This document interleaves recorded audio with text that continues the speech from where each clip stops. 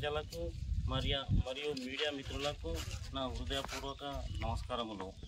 చందాయిపేట గ్రామ ప్రజలు ఇక్కడ నల్లపోచమ్మ టెంపుల్ కట్టి నాకు ఆహ్వానించగా నేను ఇక్కడికి వచ్చినాను, చూసినాను. ఇక్కడ చాలా బాగా కట్టినారు.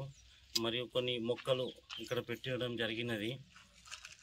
ఈ విషయం ఏమైందంటే కులమత భేదం లేకుండా అందరూ కలిసికట్టుగా ఉంటే ఎంతో సంతోషం ఉంటుంది. కులం మతంలో లేదు సంతోషం, కలిసిమెలిసి ఉండుట్లా సంతోషం ఉన్నది. ఈ ప్రపంచ దేశాలకు మన తెలంగాణలోనే కులమత భేదం లేకుండా కలిసి ఉండే అలవాటు ఉన్నది. ప్రపంచ దేశాలకు మన తెలంగాణ ఒక స్ఫూర్తి, కలిసిమెలిసి ఉండుట్లా కులమత భేదం లేకుండా ఉండుట్లా ఒక స్ఫూర్తి మన తెలంగాణనే ప్రపంచ దేశాలకు. ఇక్కడ చాలా బాగా వాతావరణం ఉన్నది, అందరు కలిసి కట్టుగా ఉంటారు. ఇక్కడ పిలిచినందుకు అందరికీ పేరు పేరున హృదయపూర్వక నమస్కారములు.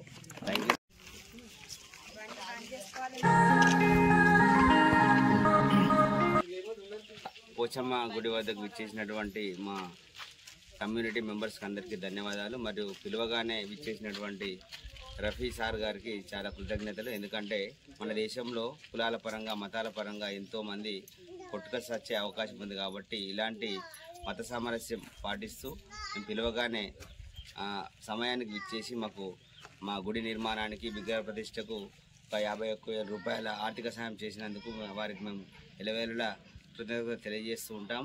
కాబట్టి మా పేద ప్రజలు ఎక్కడున్నా తన వంతు సాయం చేయాలని మేము మా గ్రామ ప్రజల తరఫున కోరుకుంటున్నాం.